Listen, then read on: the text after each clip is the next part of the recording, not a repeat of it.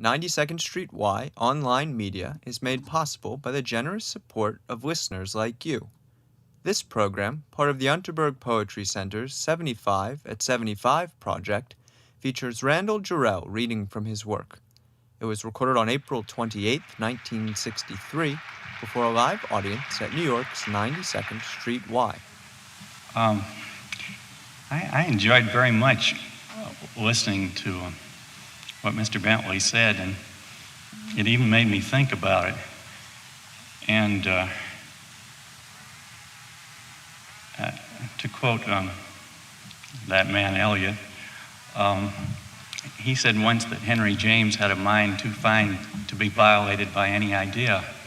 Well, I hope as an audience that you're full of minds too fine to be violated by any ideas, because, of course, thinking about the generations and so on would be awfully bothersome for the poems.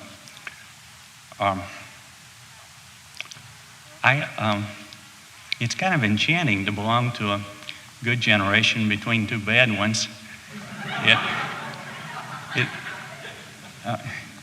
I guess it's the exact opposite of what Arnold said about himself, wandering between two worlds, one dead, the other powerless to be born. I myself, I quite know what Mr. Bentley means about Wyndham Lewis. I feel it strongly. On the other hand, I'm crazy about Eliot, his poetry and his criticism both, and I think Eliot began, as a bad man and just neurotic no end, and few people have ever been more superior. But I think by his poetry and plays, he cured himself, and he became such a good man, in the end he couldn't write any more poetry and plays.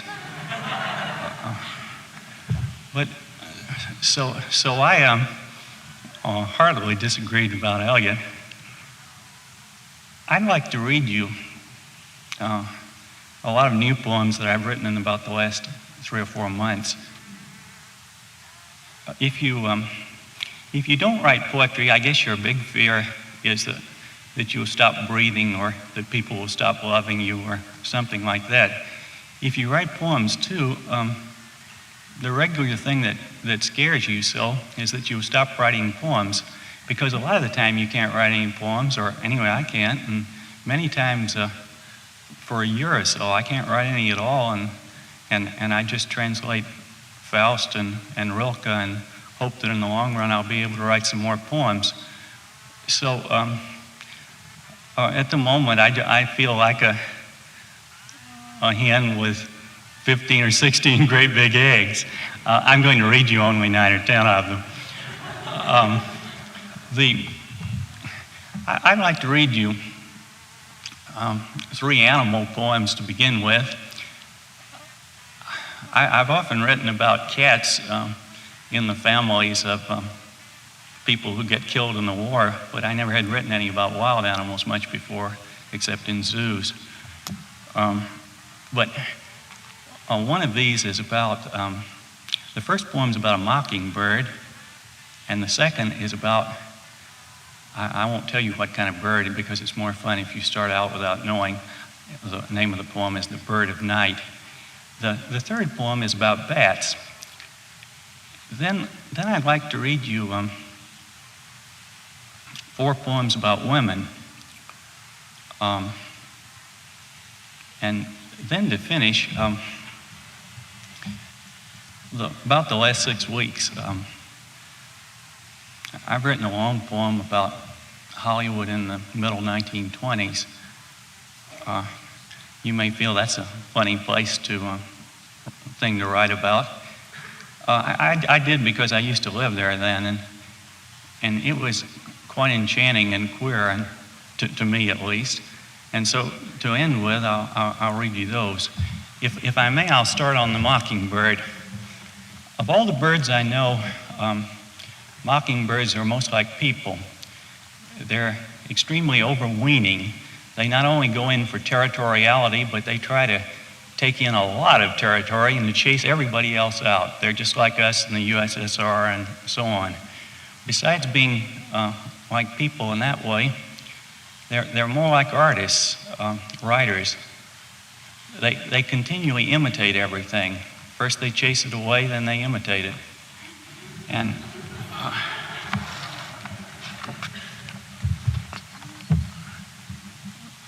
the Mockingbird. Look one way, and the sun is going down. Look the other, and the moon is rising. The sparrow's shadows longer than the lawn. The bats squeak, night is here. The birds cheep, day is gone. On the willow's highest branch, monopolizing day and night, cheeping, squeaking, soaring, the mockingbird is imitating life. All day, the mockingbird is on the yard. As light first woke the world, the sparrows trooped onto the seedy lawn. The mockingbird chased them off, shrieking. Hour by hour, fighting hard to make the world his own, he swooped on thrushes, thrashers, jays, and chickadees. At noon, he drove away a big black cat. Now, in the moonlight, he sits here and sings. A thrush is singing, then a thrasher, then a jay, then all at once, a cat begins meowing. A mockingbird can sound like anything. He imitates the world he drove away so well that for a minute in the moonlight, which one's the mockingbird? Which one's the world?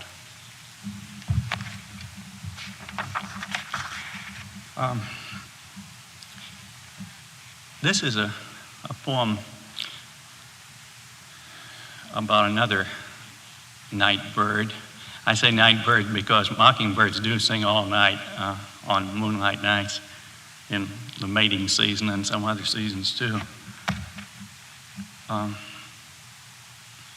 The bird of night. A shadow is floating through the moonlight. Its wings don't make a sound. Its claws are long. Its beak is bright. Its eyes try all the corners of the night. It calls and calls. All the air swells and heaves and washes up and down like water. The ear that listens to the owl believes in death. The bat beneath the eaves, the mouse beside the stone are still as death. The owl's air washes them like water. The owl goes back and forth inside the night, and the night owes its breath.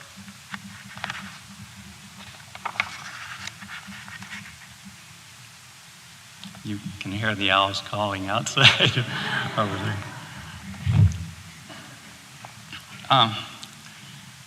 Usually your poem is obscure, and so you tell some people some things about it so they'll understand what you're saying. This is just the opposite. Everything I'll say in this poem about bats, I think is quite clear, but I'm afraid that you won't believe most of it. I assure you it's all so. If you watch some bats or make friends with bats or read books about bats, you come on all these ways that bats do things. A bat is born naked and blind and pale. His mother makes a pocket of her tail and catches him. He clings to her long fur by his thumbs and toes and teeth. And then the mother dances through the night, doubling and looping, soaring, somersaulting. Her baby hangs on underneath. all night in happiness she hunts and flies. Her high, sharp cries, like shining needle points of sound, go out into the night and, echoing back, tell her what they have touched. She hears how far it is, how big it is, which way it's going. She lives by hearing. The mother eats the moths and gnats she catches in full flight. In full flight, the mother drinks the water of the pond she skims across. Her baby hangs on tight. Her baby drinks the milk she makes him in moonlight or starlight in midair. Their single shadow printed on the moon or fluttering across the stars, whirled on all night. At daybreak, the tired mother flaps home to her rafter. The others, all are there. They hang themselves up by their toes. They wrap themselves in their brown wings. Bunched upside down, they sleep in air. Their sharp ears, their sharp teeth, their quick, sharp faces are dull and slow and mild. All the bright day, as the mother sleeps, she folds her wings about her sleeping child.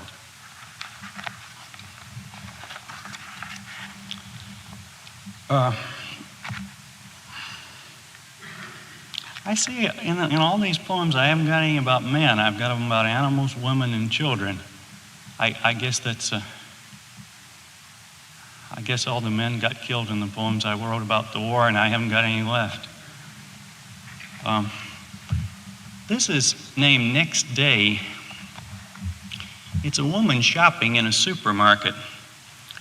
The next day after something happened that badly upset her. She's a middle-aged woman, but she seems to herself old. And you see her first walking beside shelves of detergents named Cheer, Joy, and All.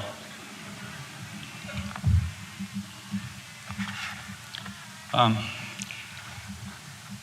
always hate it when the person reading takes a drink of water. It seems to me to indicate an overweening self-possession on his part. And I've seen a couple of old friends today and yesterday, and I've talked to them so much I've got hoarse. So if you won't mind, I'll take a drink of water in mid-flight like the bat.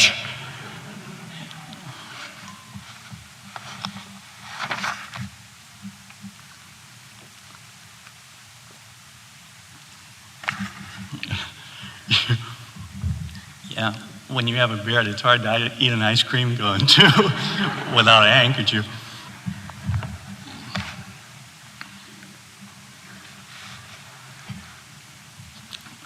But it just looks like tears, and that's the way I want it to look.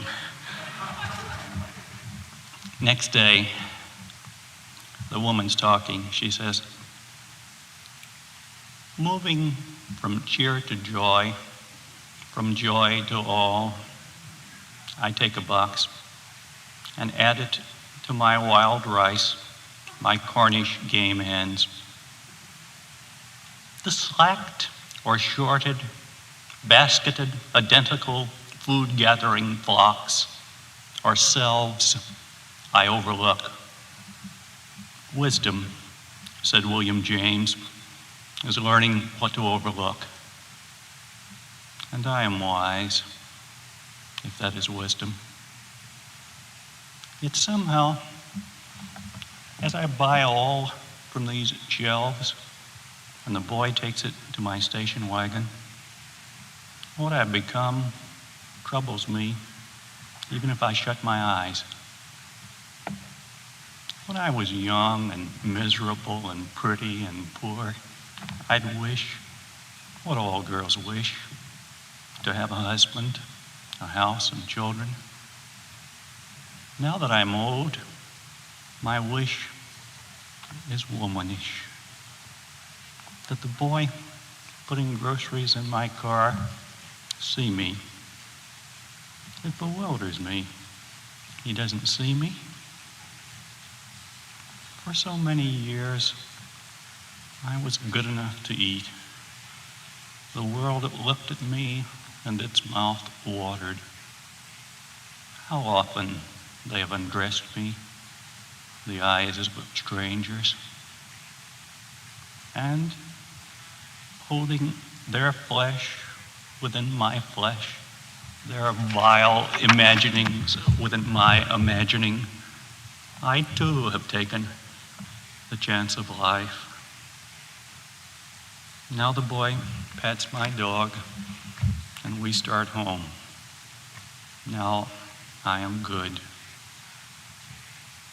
The last mistaken, ecstatic, accidental bliss, the blind happiness that bursting leaves upon the palm some soap and water. It was so long ago, back in some gay 20s, 90s, I don't know. Today I miss my lovely daughter away at school, my sons away at school, my husband away at work. I wish for them. The dog, the maid, and I go through the sure, unvarying days at home in them. As I look at my life, I am afraid only that it will change as I am changing. I am afraid this morning of my face. It looks at me from the rearview mirror with the eyes I hate, the smile I hate.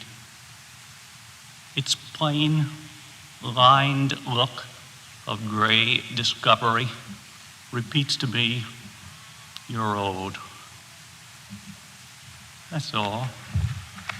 I'm old. And yet I'm afraid, as I was at the funeral I went to yesterday. My friend's cold, made-up face, granite among its flowers, her undressed, operated on, dressed body were my face and body. As I think of her, I hear her telling me how young I seem. I am exceptional. I think of all I have. But really, no one is exceptional. No one has anything. I'm anybody. I stand beside my grave, confused with my life that is commonplace and solitary.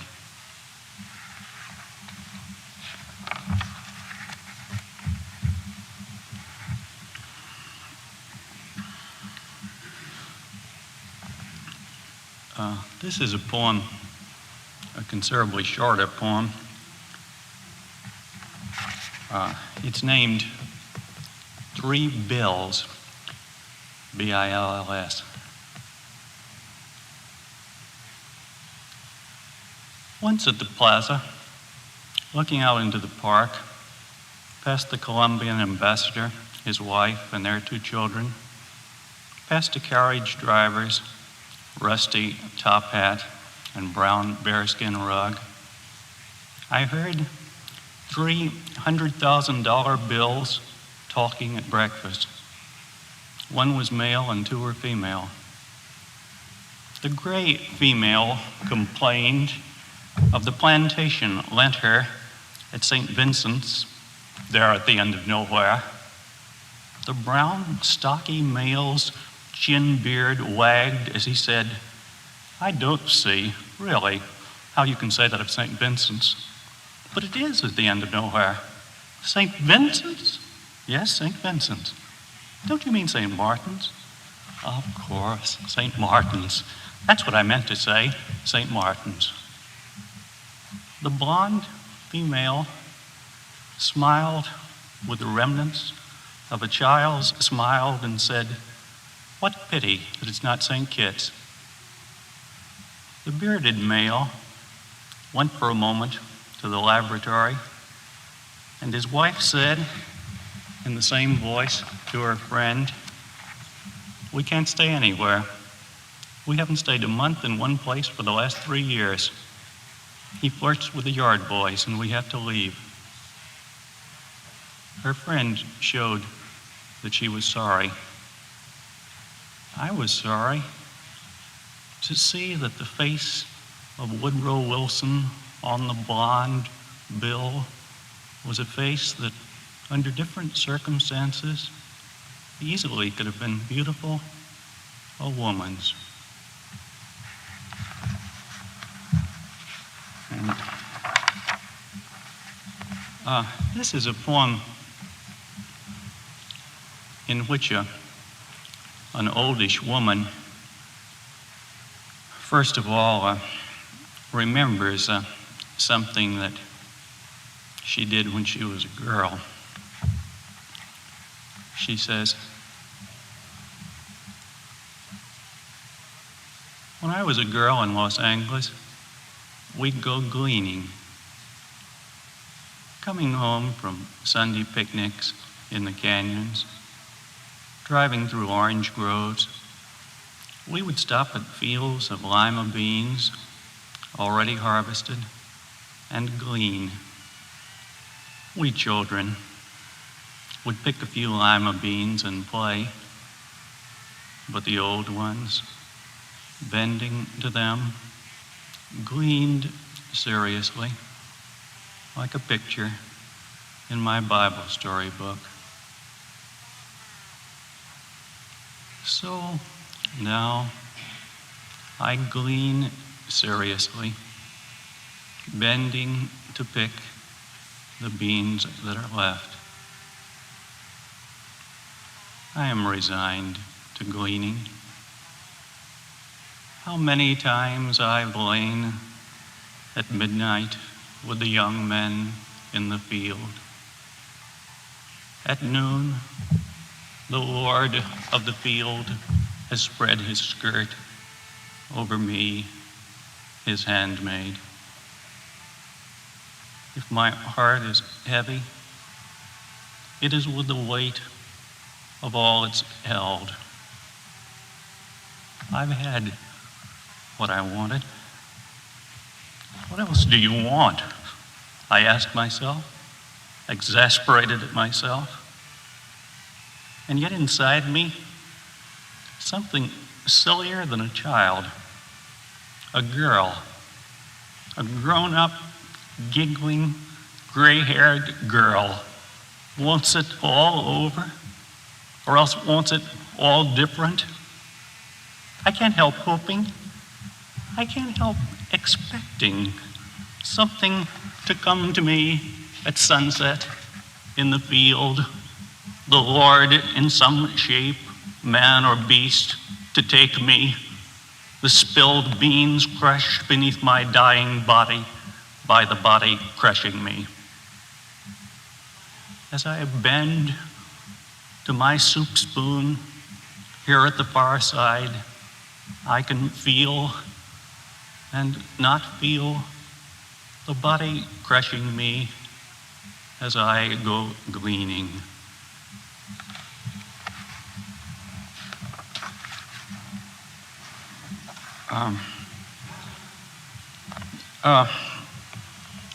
Santa Barbara is,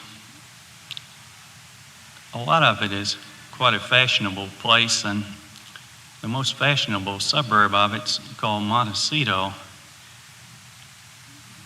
It's a very English place, you know, Americans being English. They even have cricket matches. And this is a poem about a woman,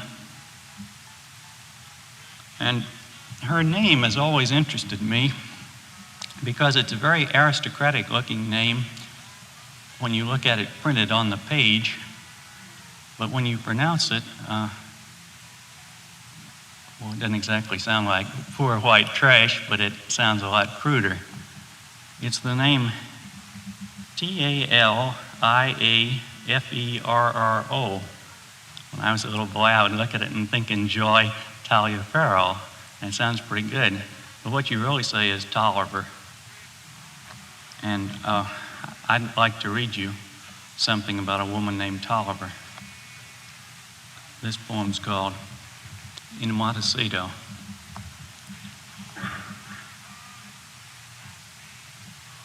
In a fashionable suburb of Santa Barbara, Montecito, there visited me one night at midnight a scream with breaths.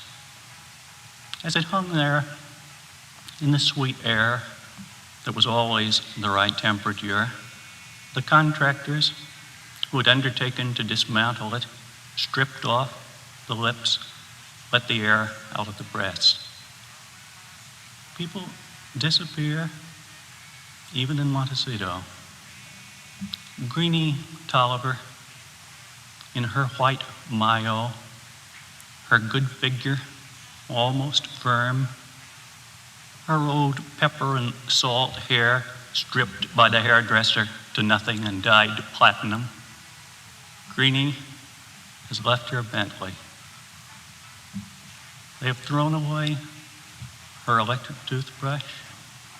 Someone else slips the key into the lock of her safety deposit box at the Crocker Anglo Bank.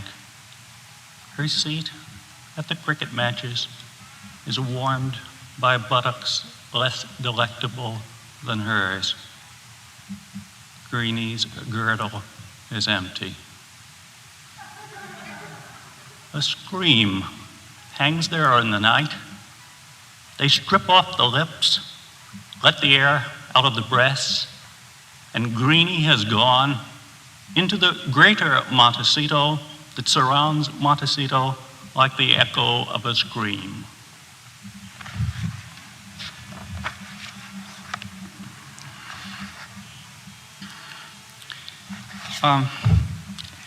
This is a poem with 3 parts, and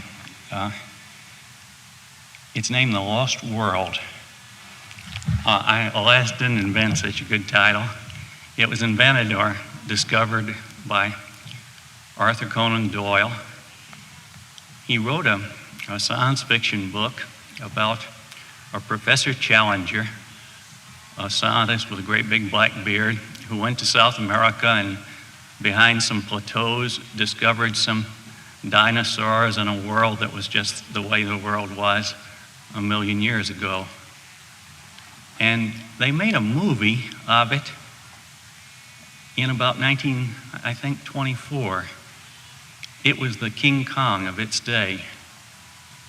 And as I used to go back and forth to school on the top deck of a double-decker bus in Hollywood, we went right by the studio where they made it, and there were these big papier-mâché dinosaurs and pterodactyls that stared over at the fence at you, and you looked back at them. In this first section is called Children's Arms, and it's about a little boy who's living with his grandmother and his grandfather and his great-grandmother there in Hollywood. You'll soon guess that I'm the little boy, or rather I was the little boy, or rather I am the little boy. And let's see. It's also, except one thing, when when a Union captain leans down and lifts my great-grandmother up and puts her on his horse when she was a little girl. I made that up. I couldn't resist it. But everything else really happened. One thing I'd like to remind you of, there used to be a play that was first very popular all over the English-speaking world and then was very popular with high school dramatic clubs by Sir Philip, by Barry, named The Admirable Crichton. And it was the most enchanting and reassuring in many ways of all desert island plays. There's this aristocratic English family with their butler who are wrecked on the island. And before long, the butler, the Admirable Crichton, is ruling everybody magnanimously and virtuously. And finally, he condescends to propose to the daughter of the family, and they're about to be married when an English boat comes, and then they all go back to the real world where he becomes a butler again. And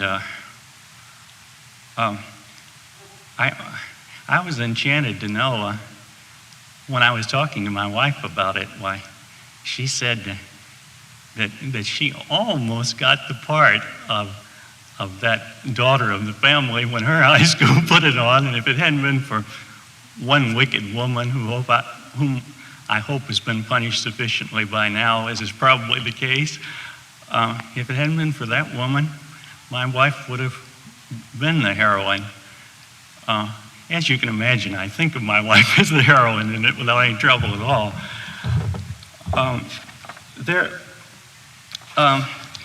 Several times there's street names in this, Sunset Boulevard and Vine and so on.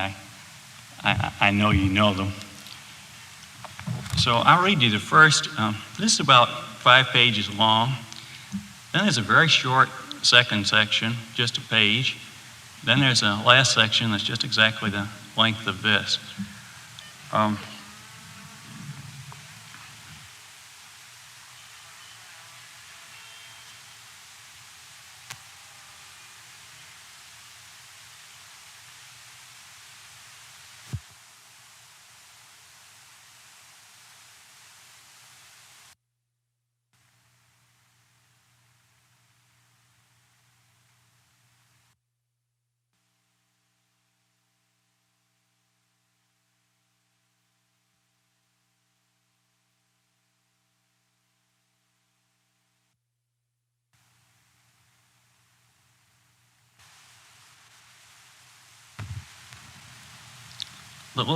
The man says, thinking back about being a little boy, he says,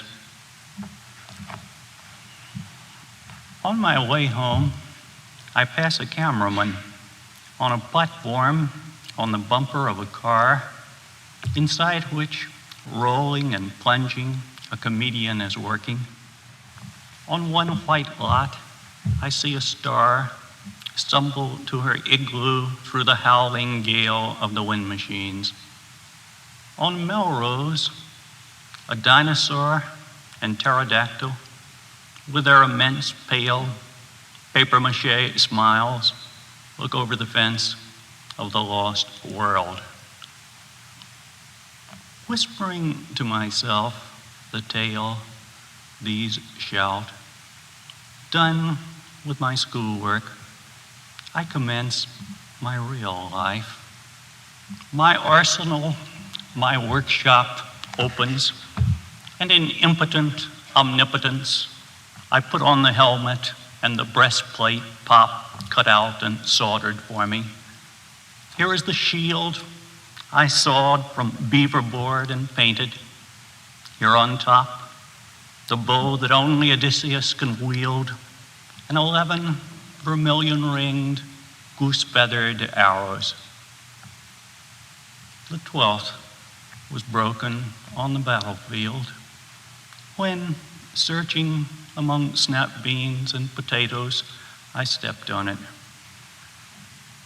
Some dry weeds, a dead cane, are my spears. The knife on the bureau's my throwing knife. The small, unpainted biplane without wheels that so often, helped by human hands, has taken off from, landed on the counterpane, is my spad.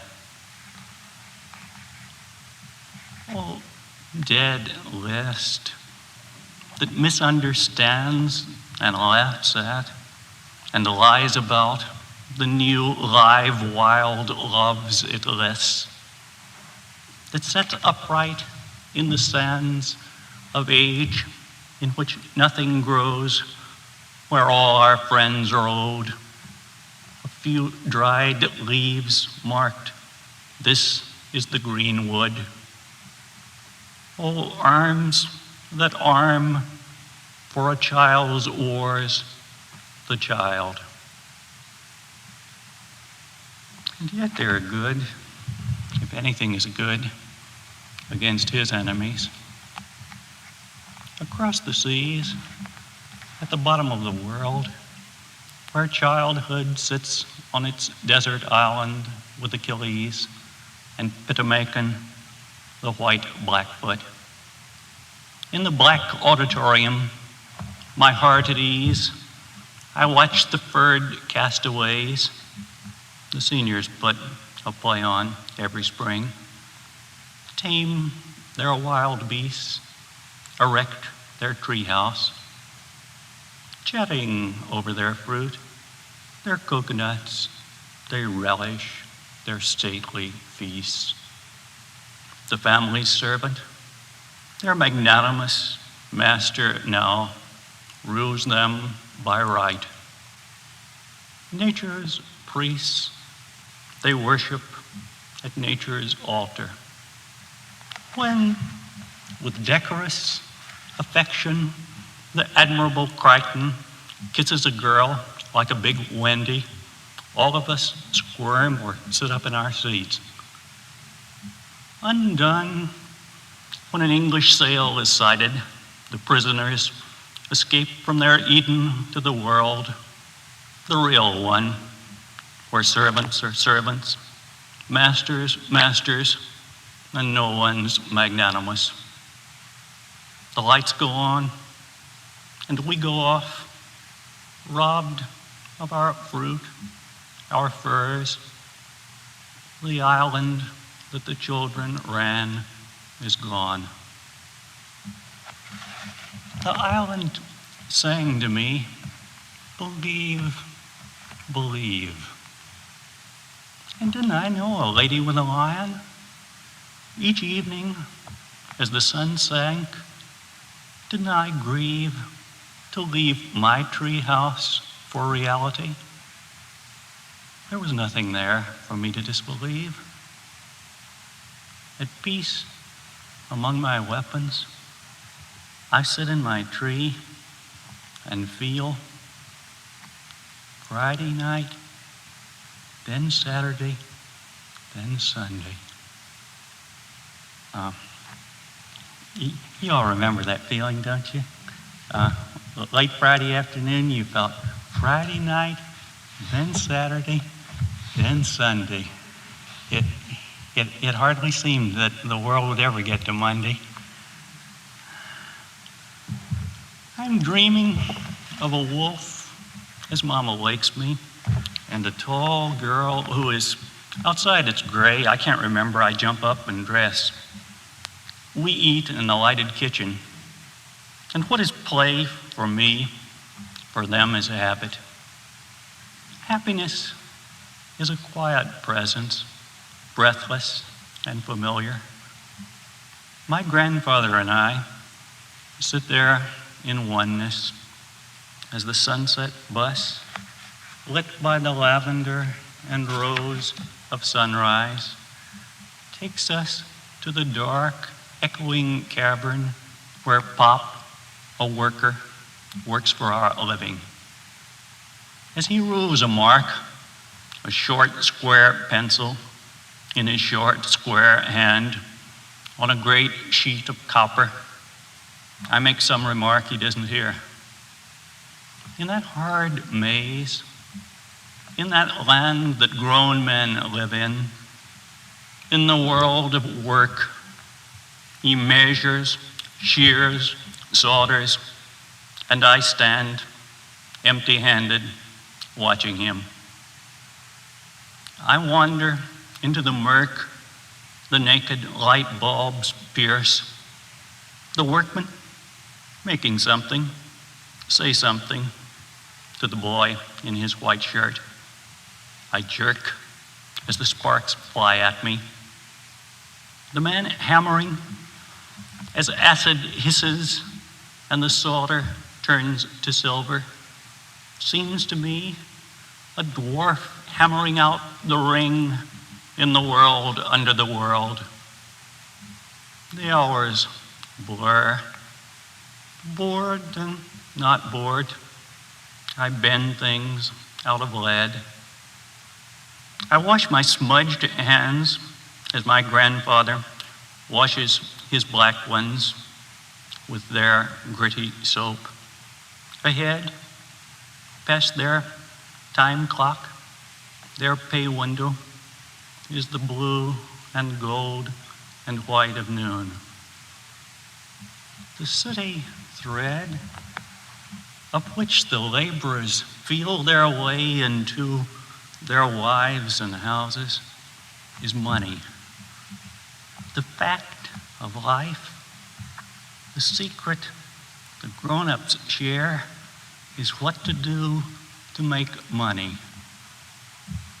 The husband, Adam, Eve, his wife, have learned how not to have to do without till Santa Claus brings them their Boy Scout knife. Nor do they find things in dreams, carry a paper route, sell Christmas seals.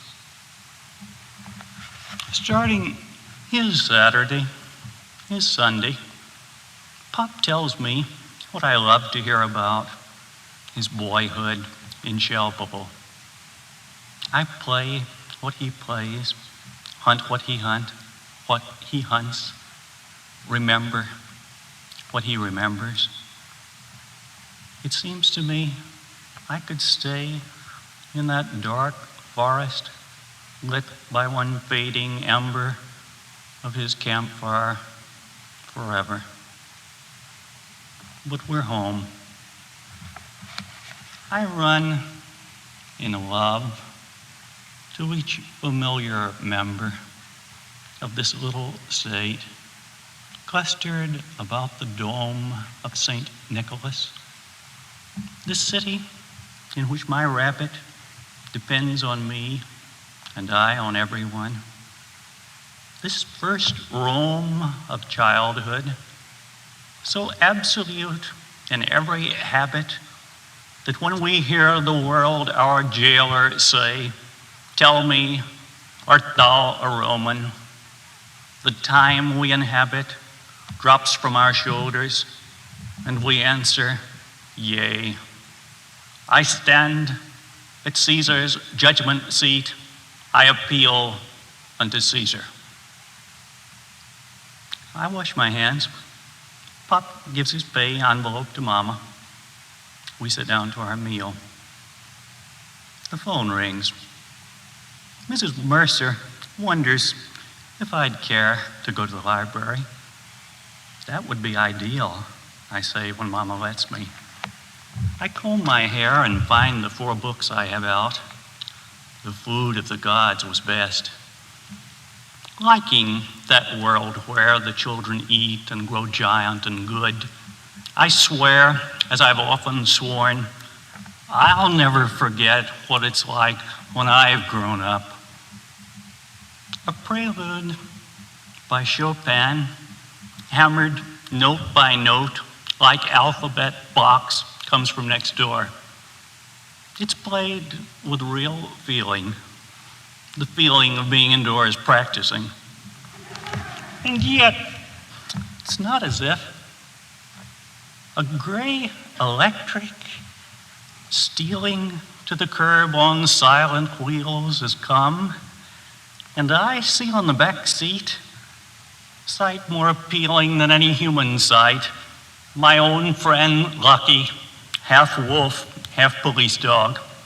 And he can play the piano, play that he does, that is, and jump so high for a ball that he turns a somersault. Hello, I say to the lady and hug Lucky. In my talk with the world, in which it tells me what I know, and I tell it I know, how strange that I know nothing, and yet it tells me what I know. I appreciate the animals who stand by purring, or else they sit and pant. It's so agreeable. If only people purred and panted. So now, Lucky and I sit in our row, Mrs. Mercer in hers. I take for granted the tiller by which she steers, the yellow roses in the bud vases, the whole enchanted drawing room of our progress. The glass encloses, as glass does, a womanish and childish and doggish universe. We press our noses to the glass and wish the angel and devilfish floating by on vine, on sunset, shut their eyes and press their noses to their glass and wish.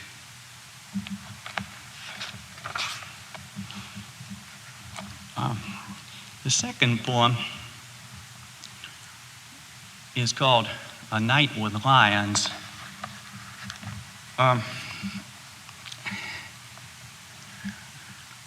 The world's never been the same to me since Merrill Lynch, Pierce Spinner, and Bean lost that bean.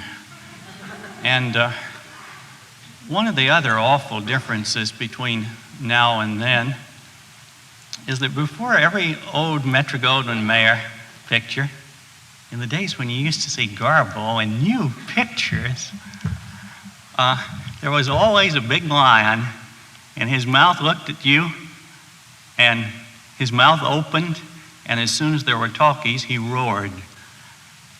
Well, I used to know the lady who owned that lion, and I used to go with my aunt and spend weekends with them in the country. I've always thought of myself as a romantic rather than a classic writer, but in a sense this is a classic poem because you'll notice that I talk about one lion, and actually that lady had 13. She had the Metro-Goldwyn-Mayer lion and his mate and a son and a daughter, and they all were married, and they had enough cubs to make up 13. And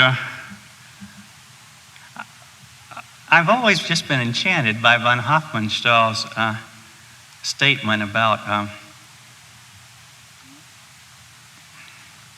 oh, well, I can't remember it, so you can see I'm still as romantic as can be. It's about classicism, and it says that you must firmly avoid exaggeration of any kind, and that the ability to do this is restraint or classicism.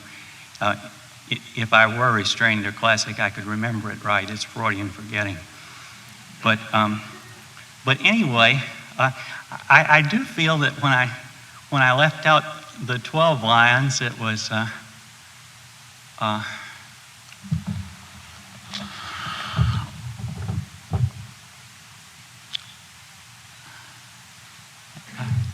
I shouldn't have got into all this. I beg your pardon. This is named A Night with Lions, and the Metro-Goldwyn-Mayer lion is the one. When I was 12, we'd visit my aunt's friend who owned a lion, the Metro-Goldwyn-Mayer lion. I'd play with him, and he'd pretend to play with me. I was the real player. but he'd trot back and forth inside his cage till he got bored. I put Tawny in the prayer I didn't believe in, not at my age, but said still, just as I did everything in fours and gave to something on the average 1 cookie out of 3. And by my quartz, my ores, my wood with the bark on it, from the petrified forest, I put his dew claw. Now the lion roars, his slow, comfortable roars. I lie beside my young, tall, brown aunt out there in the past or future, and I sleepily confide my dream discovery. My breath comes fast whenever I see someone with your skin, hear someone with your voice. The lion's steadfast roar goes on in the darkness. I have been asleep a while when I remember you are you. And Tawny was the lion in Tarzan. In Tarzan. Just as we used to. I talk to you. You talk to me, or pretend to talk to me, as grown-up people do, of Jurgen and Rupert Hughes, till in the end, I think, as a child thinks, you're my real friend.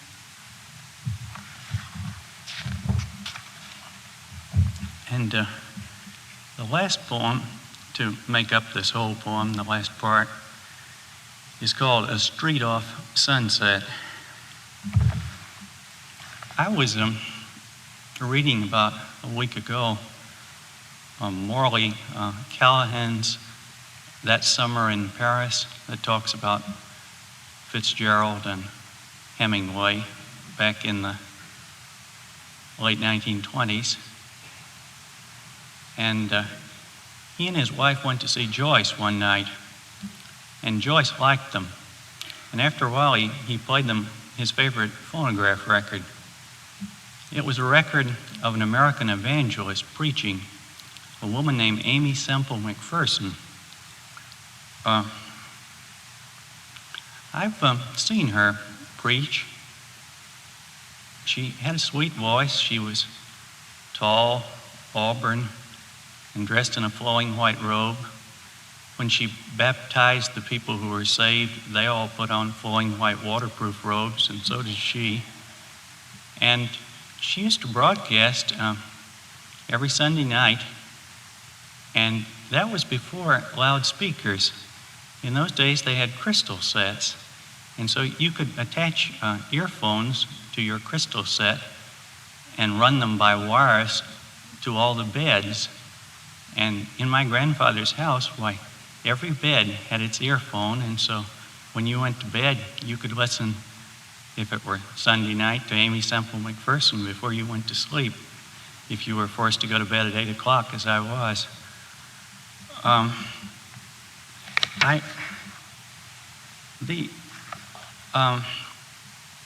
Just about that time, don't you feel as if science fiction had been going on forever? You know, that the little Jesus read science fiction? But it isn't that way, really. I can remember the first purely science fiction magazine. It was named Amazing Stories, and I believe it started in the spring of 26, and how I used to read it. In here, the little boy is reading a story in Amazing Stories, and I'll read you the whole thing as the last thing tonight. a street off Sunset.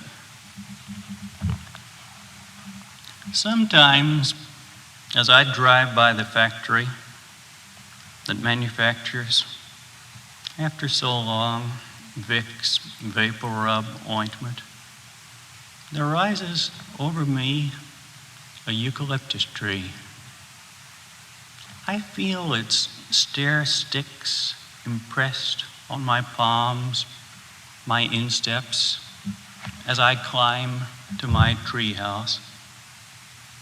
The gray leaves make me mix my coughing chest, anointed at bedtime, with the smell of the sap trickling from the tan trunk where the nails go in.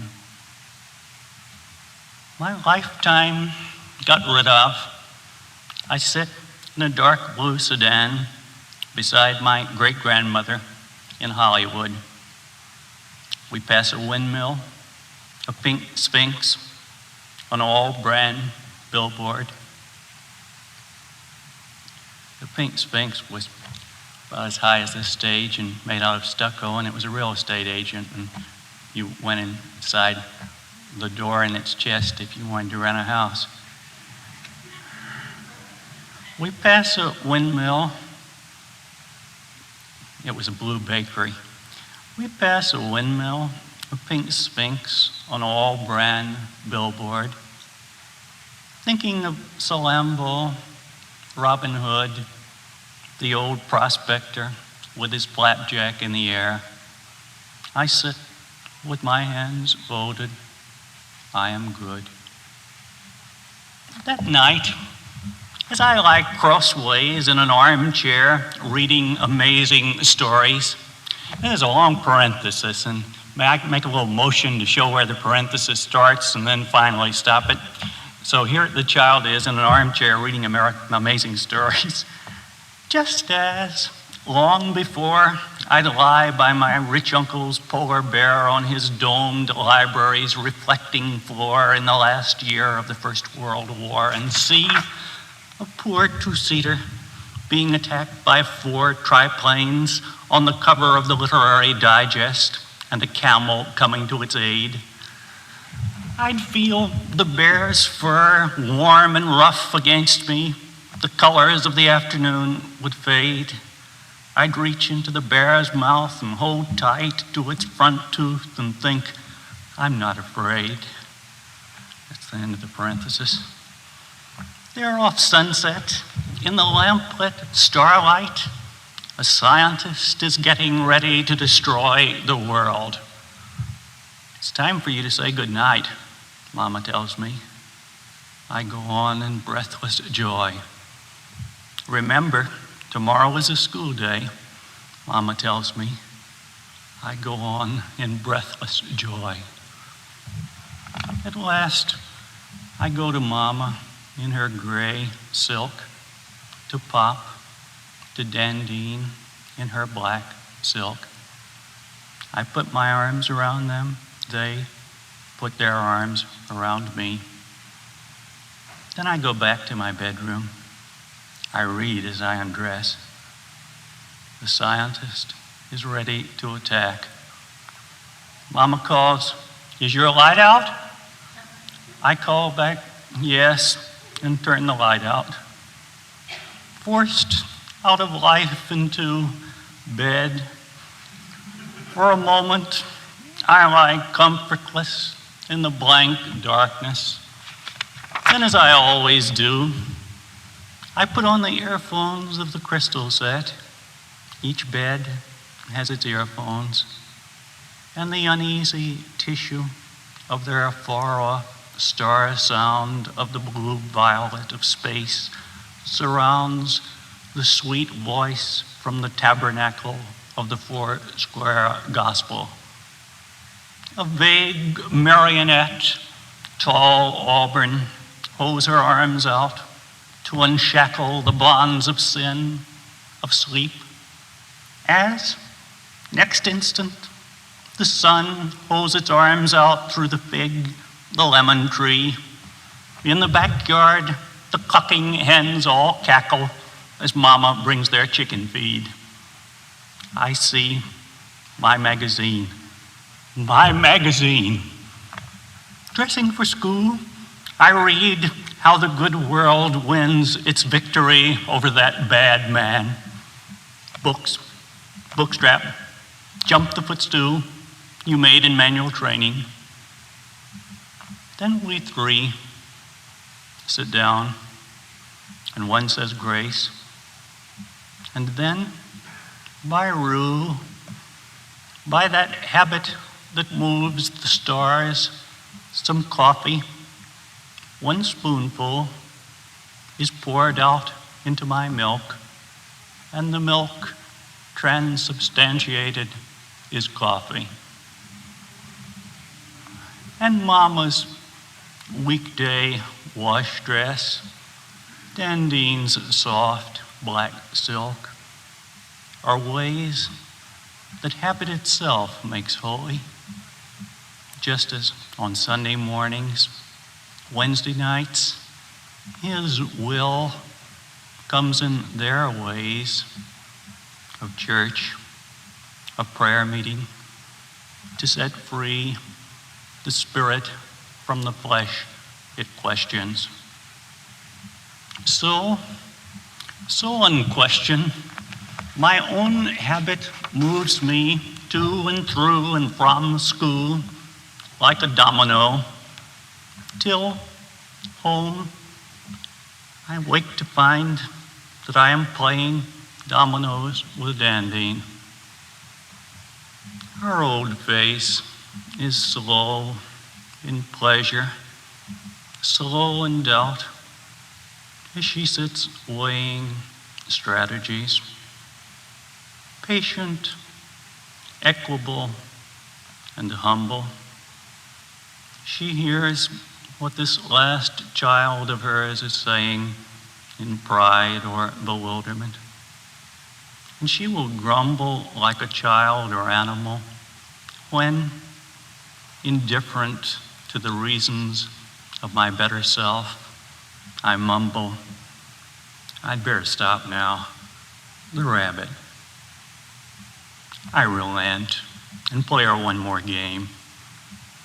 It is miraculous to have a great-grandmother.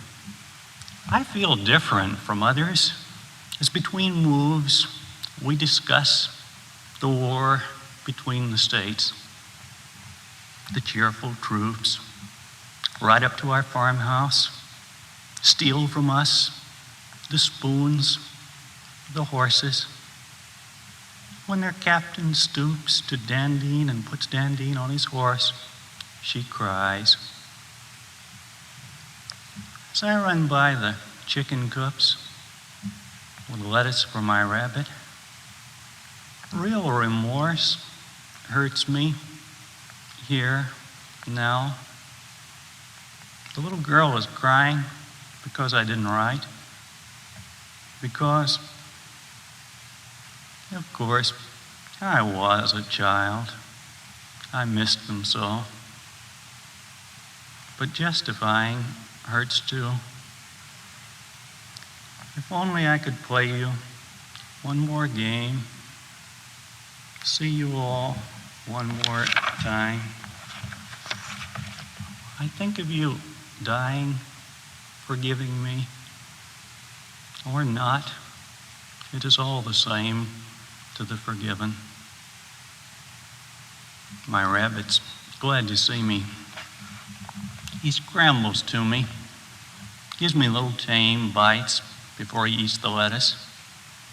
His furry, long, warm, soft, floppy ears, his crinkly nose are reassuring to a child. They guarantee, as so much here does, that the child knows who takes care of him, whom he takes care of. Mama comes out and takes in the clothes from the clothesline. She looks with righteous love at all of us, her spare face half a girl's.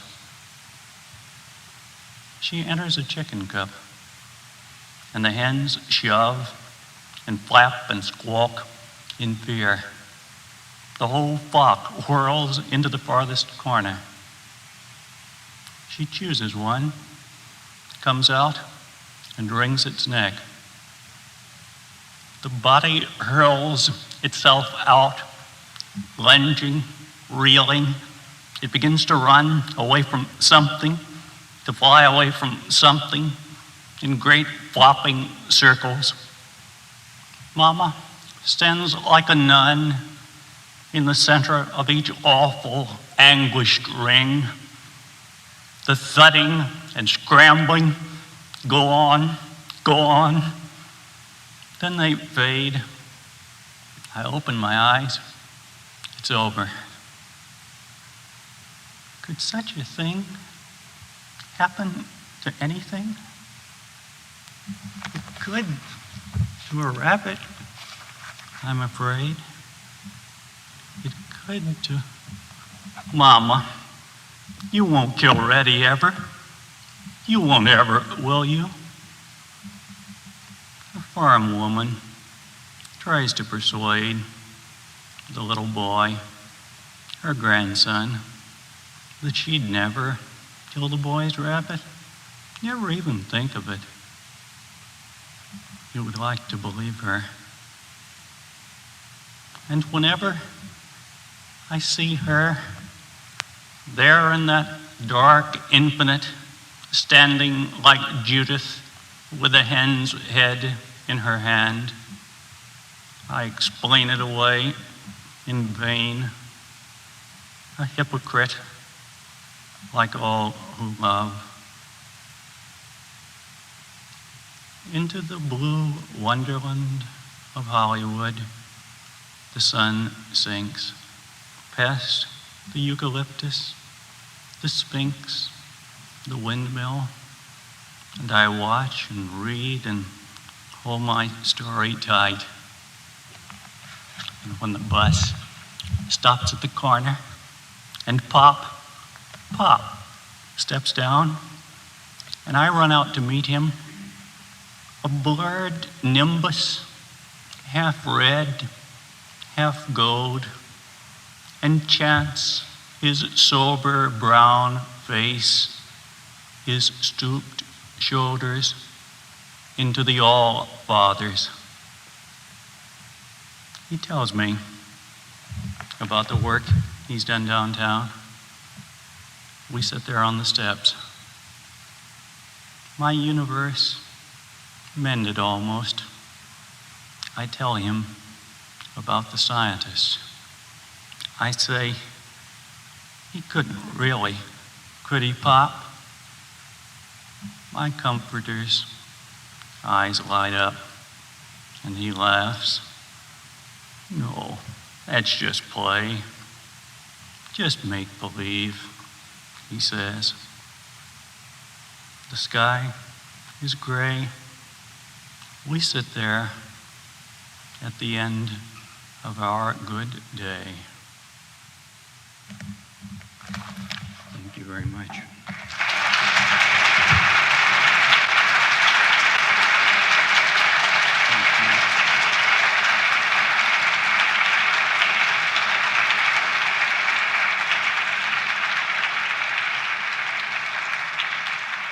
Thanks for listening. 92nd Street Y, Unterberg Poetry Center webcasts, and access to our archive are made possible by the generous support of listeners like you. For more information on 92nd Street Y and all our programs, please visit us on the web at 92y.org. This program is copyright 1963 by 92nd Street Y.